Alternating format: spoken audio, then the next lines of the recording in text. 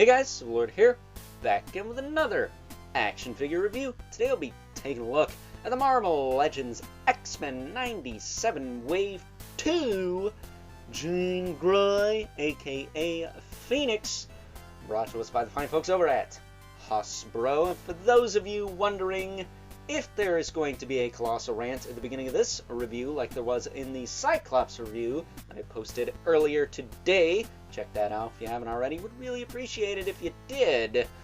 No, we're going to bypass that shit and move right along. Take a look-see at Jean Grey's accessories, but I will tell you, the guy who killed Jean Grey off in the Dark Phoenix story arc said they should have left the bitch dead. So if that don't say anything about this character, I don't know what does. So, for starters, she does come with a pair of open hands, which is stupid because she comes packaged with an open hand, so I'm not sure why the hell that's a thing, but it is. And then she also comes with this long-haired head, or unponytailed head, which, to be quite honest with you, I'm not a fan of the ponytail look. You can rotate the ponytail, which is nice, and if I pop this out here, you can actually get better range out of this head. She can look up and down. It's a double ball peg, so she can look up and down and tilt and whatnot, but I'm going to yank that shit off and put this long-haired head on, because she looks hotter that way. That said, she does have one fist and one, again, open hand. Don't know why. You just make sure this isn't like that Cradle of Filth succubus from Figbiz. No, that's definitely a different hand. The fingers are more close together. But either way, I would have liked another fist, because that's probably how I would have displayed her, if I'm being honest with you. But it should be worth noting, she is, I think, 100% unique tooling. She's a brand new sculpt, and that's nice, because she does get this pretty decent torso rocker. Can go back pretty far, can lean forward pretty far. It can tilt side to side and rotate, of course. It's nice and tight. I think she should have had a diaphragm joint too, but I'm not going to be picky there. Her shoulder pad thingies, which I thought these were just part of the chest plate, but they are literally like pauldrons here, will rotate with the arm, so you get full range out of the shoulders this time around, whereas the Love Triangle 3-pack version, which up until this one was the best version, now I think everyone's going to gravitate towards this one. Surprised she ain't sold out like her, what is it, her evil self, the Goblin Queen, Madeline Prime. You know, the only thing from the Ghost Rider campaign that got made, the one thing that's not Ghost Rider related from the Ghost Rider campaign, because of course the X-Men shit gets made. Said I wasn't going to rant. But she does have bicep swivel, which are tight as hell on this figure, so I did have to put a little soap in there. It's still kind of working itself in, so it's going to take a while before that is butter smooth, like the Target exclusive Black Widow I looked at a ways back. But there you go. She does have, again, shoulders that hinge in and out, forward and back. She got double elbow. It works pretty well. Swivel and hinge in the wrist. Again, with the torso rocker, it works pretty well.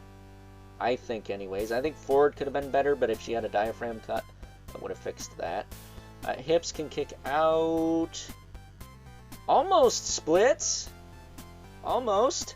That's not bad for having a badonkadonk like that. That said, I think her boobs and butt are too small, but, you know, I'll just be accused of being a pervert, and that'll be the end of that. She can kick forward, not as well as she can kick out, but she can do it. She does have a thigh swivel. She's got double jointed knees. I didn't have to heat up her knees like Cyclops. In fact, I think Cyclops was the only one whose knees I had to heat, so I'd just be wary of that. And she does have a hinge in the foot with a rocker, kind of tight, so I might have to heat up those feet maybe, because I don't want another Venom Pool Carnage scenario. where the feet snap off. That would suck. But that is Jean Grey in a nutshell. She's alright. She's not bad. Not blowing my socks off or anything. Or my pants, for that matter. I always like Storm and Psylocke from the X-Men ladies more. But that's just me. Hopefully we get a pinless Psylocke. I mean, we got pinless Storm, pinless Rogue, pinless Jean Grey, and maybe even pinless stupid-ass Goblin Queen, if that's what she is. But with that being said, it is time now that we move right along and take a look at some size comparisons. First up, here's good old Jean Grey, aka Phoenix, alongside her main squeeze, Mr. Scott Summers himself, Cyclops, as well as Nightcrawler, who we will be taking a look at tomorrow, so stay tuned for that. Getting them out of here. Of course, scales quite nicely with those two, but in comparison to our two regulars here, the Mythical Legion's Brother Mandibulus and the infamous Current 11 Spawn, she looks very, very, very teeny, to the point where it took me like 6 tries to get Spawn in there all the way. So, with that being said, it's time now that we wrap things up. Some final thoughts. Overall, and unlike the Cyclops from this X-Men 97 wave I took a look at earlier today, again, check that out if you haven't already. Really appreciate it if you did.